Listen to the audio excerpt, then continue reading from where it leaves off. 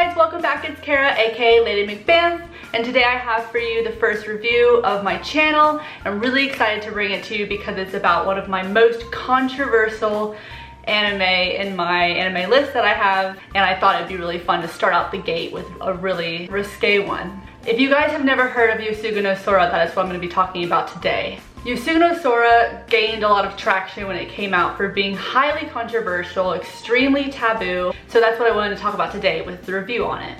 Yosuga no Sora started off as a video game categorized under the genre called ecchi. For those of you who don't know what ecchi is, it's sex. Not hentai, what a lot of people think ecchi is hentai. It's not. It's not actual, well, borderline, very hot under the collar content. But of course my dirty mind went straight to this anime when I found out what it was, because I was fascinated by the taboo nature that I was told was be inside the show. When I hear that, I'm just curious, right? Like, I want to know why. I want to know why it's effed up. So I just wanted to bring you guys some of my thoughts about the show. Alright, so the first thing I want to talk about before I go into the actual show itself is why you guys should give it a little bit more merit. The man who directed this show, Takahashi Takeo, he also is responsible for shows like Spice and Wolf, Love, Hina, and Citrus. So the producer is Yamanaka Takahiro, also involved with Toradora and Kokoro Connect. The sound director is Iwanami Yoshikazu, and he also was involved in the sound directing of Ghost in the Shell, JoJo's Bizarre Adventure, Kill la Kill, which that soundtrack is lit. Also One Punch Man Season 2. These three men were involved in this project, so this one actually has some heavyweight names attached to it. So the reason why it's not your standard harem is because it offers a peek into forbidden love, but also how our characters deal with that and how the characters around the main central ones do as well. So basically it's more than just TNA. Shocking. Alright, so the first thing I want to get to is the story. Normally I do not like episodic plots. I prefer really long stories where the plots have time to grow and develop and nurture themselves inside of your own mind. However, Yosuga no Sora is episodic, but not really. So the whole show is segmented into 3 episodes each. As a typical harem, you have your main character, and there is a harem of girls, which is like a group of girls who all like him. The show is interesting because it's not, from episode 1 to episode 12, a congruent progression of plot. It's a fragmented progression of plot that kind of repeats itself, but inserting different girls, aka harem, right? My personal favorite arc is the last one, which I won't spoil anything for you, but it's definitely the darkest, the most emotionally intense, and it's very taboo. How do I describe it? I was shook. I was shook. Like, so if you can watch something where your brain is thinking, no, no, no, no, no, no, no, no, no, stop, stop, stop, stop, but the show's making you feel like you want that to happen. You're rooting for the characters.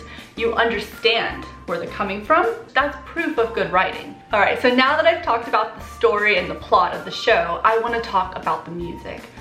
Guys, hands down, this show would not have impacted me as much if the score was not the score that it is. I had no idea the score would be this flippin' good. It is so good. It's the kind of music that even to this day, which is years after I've originally seen the show for the first time, which now I've seen the show like 8 times, I still listen to the soundtrack. I don't know why they decided to put such gorgeous music into this story, but it works. It makes the taboo nature and the characters' traumatic struggles sink in deeper into your mind because you have that music in the background that helps you emote with them. I cannot praise it enough. So good! The next thing I want to talk about is the art inside of the show, the animation. I have 2 words for it. Absolutely gorgeous. I loved the character designs. I loved the quality of the art. The backgrounds were painted beautifully. There were no shortcuts. You will not find any chibi versions of the characters. You will not find that the girls have assets on their body that are way too big for what they proportionally should be. Everything is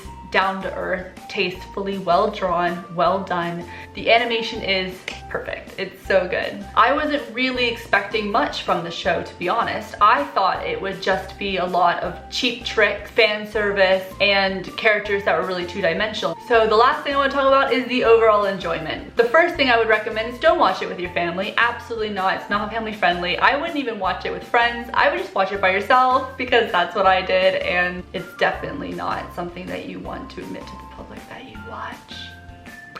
But here I am, yay! I find myself constantly returning to the show. I don't really know why. I mean, it's trash. It's a trash show.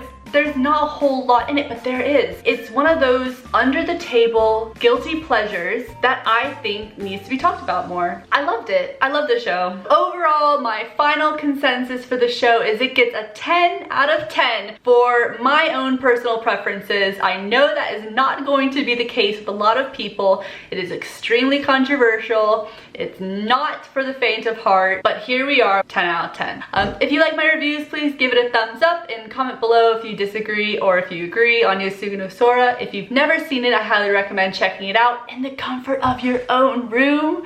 Until next time, I'll see you guys later. Bye!